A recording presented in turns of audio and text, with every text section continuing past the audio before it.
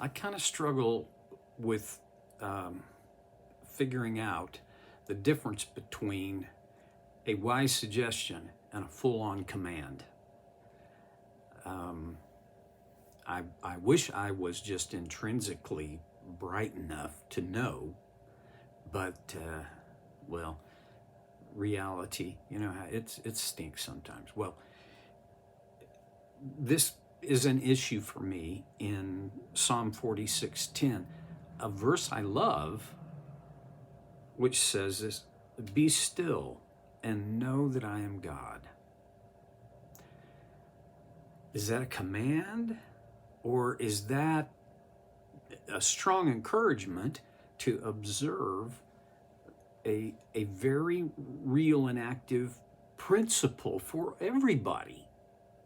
Well, yeah, you know what?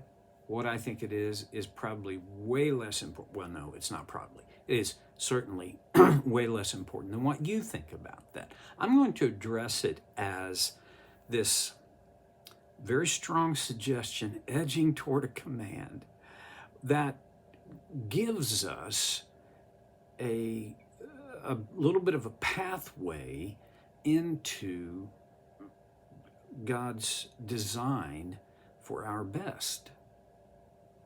Be still. We talked about this last time.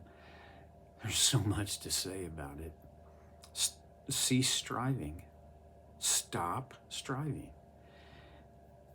Two words there that need to be looked at, okay? And most of the time, I want to run on to the striving part, but I'm going to talk about stop today. God built into his design for Israel, and I kind of think for us, a seventh day of rest. 1/7 of our lives is to be devoted to stopping our normal activities. My friend Kevin Oder says that the Sabbath, that 1/7, is a day where I choose to produce nothing.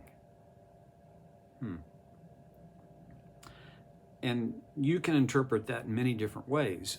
One is that you absolutely produce nothing, which this is very difficult for me. I mean, I'm not this A-type personality, but at the same time, I like the fulfillment that comes from producing something, producing in myself a deeper well of knowledge and understanding by reading and listening and watching. I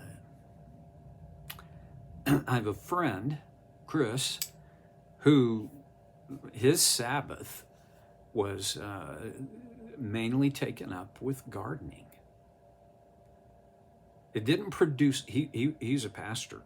It didn't produce anything in the pastor thing, but it gave him a calmness, a serenity within his own spirit and soul. This to me is probably people are going to think this is stupid, but hey, I don't care. I really don't. I've lots of people think I'm stupid, so because sometimes I am. Well, okay. For me, golf is a Sabbath kind of activity. I call it an activity, and then I'm thinking, well, you know what? The point of Sabbath is to stop activity. Okay. And for the Israelites, it was to stop normal activity in your normal life. You stop. For what purpose? At the top of the list was rest.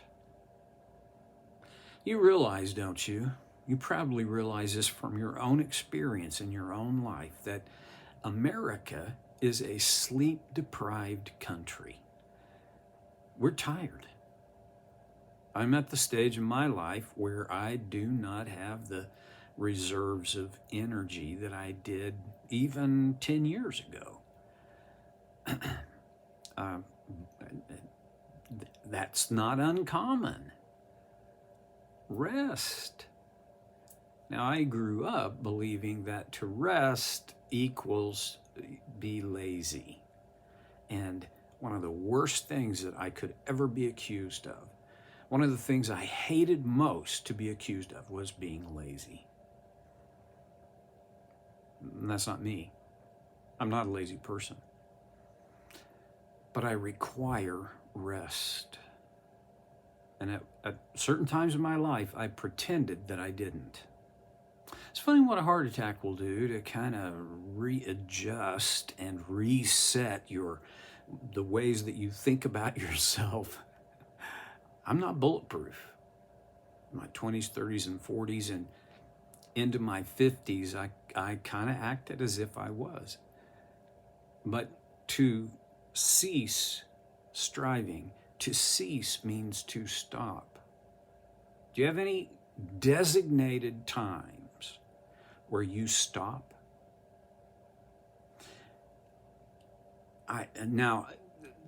I've heard the case made, well, that's an Old Testament law, and that's a command from the Old Testament. We're not under the Old Testament law anymore, though that does not apply to us.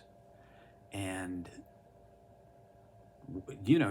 however you want to think about it, that's entirely up to you. But I don't think we're out from under the reality of that principle, that God built us.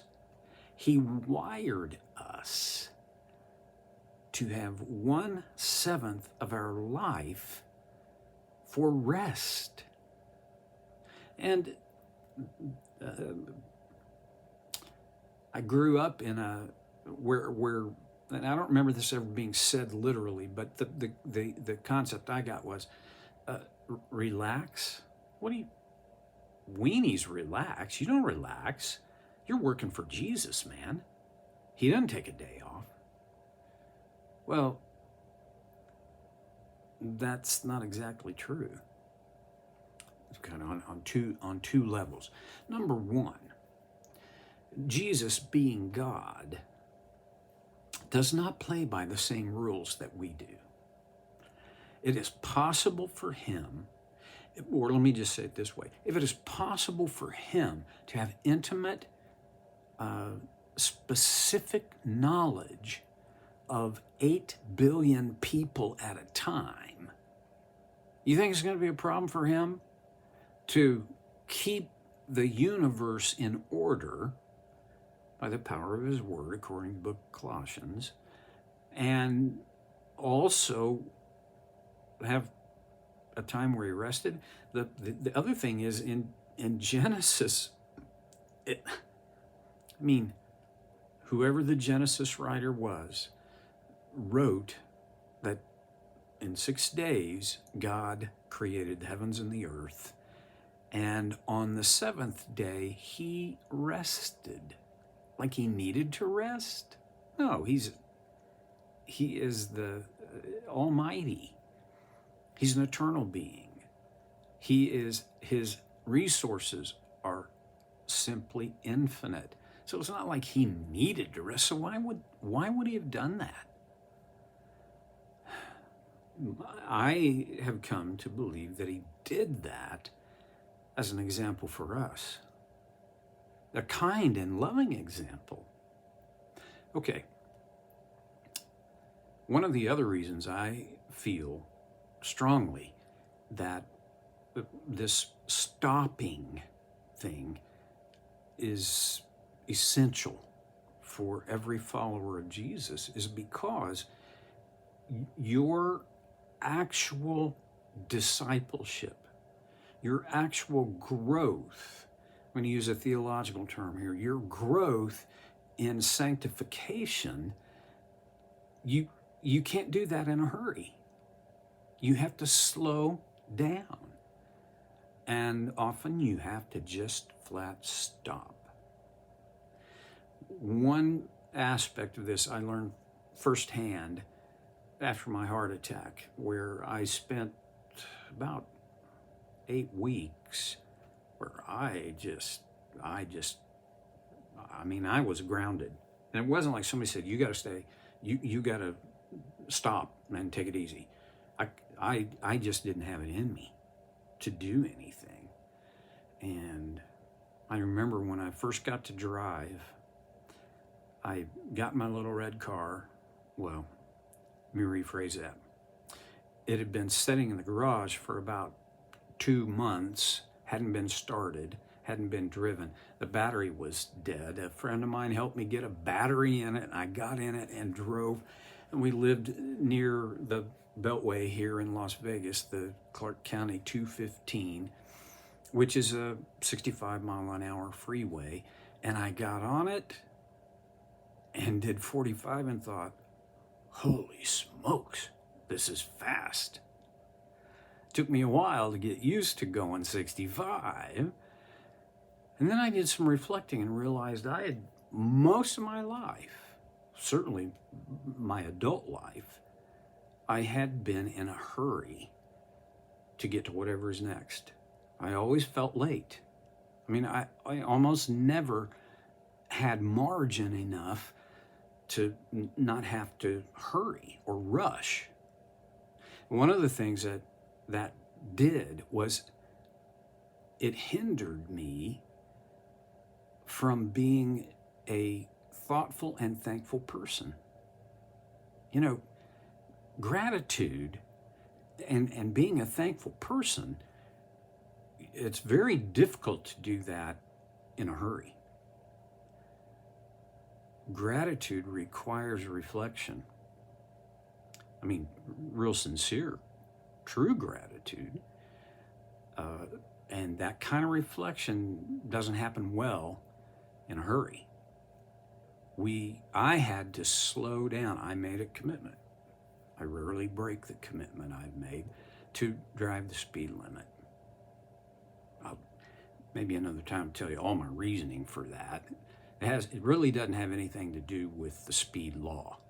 It just has to do with I don't want to get back into the pattern and rut of always rushing. I miss too much of life when I'm rushing.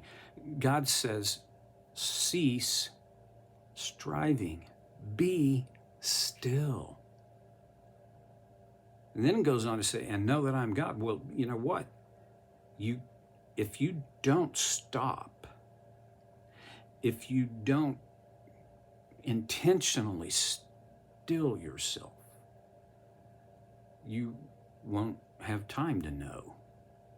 And we're going to talk about to know God next time. But for now, let's kind of dial into cease striving. You can't, life is such that if somebody were saying, just quit trying. I don't know how to do that. And I'm not even sure that would be a good thing, but there is this aspect of what am I trying to do and why am I trying to do that? Sometimes we get so wrapped around the axle of I gotta work harder, try harder, that we forget about why.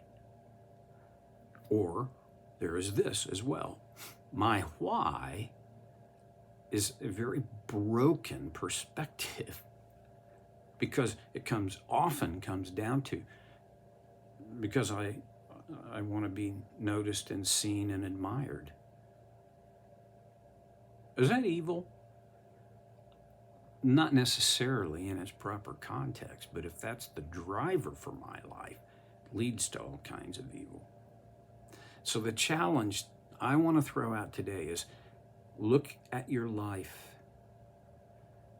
Pick the day that would work the best and intentionally set yourself up to cease striving on that day. And if you don't have to start with 24 hours, why don't you start with 4 hours and work your way up?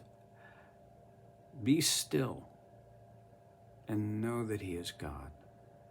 Well, I'll see you next time on Soul Care with Stevie Boy.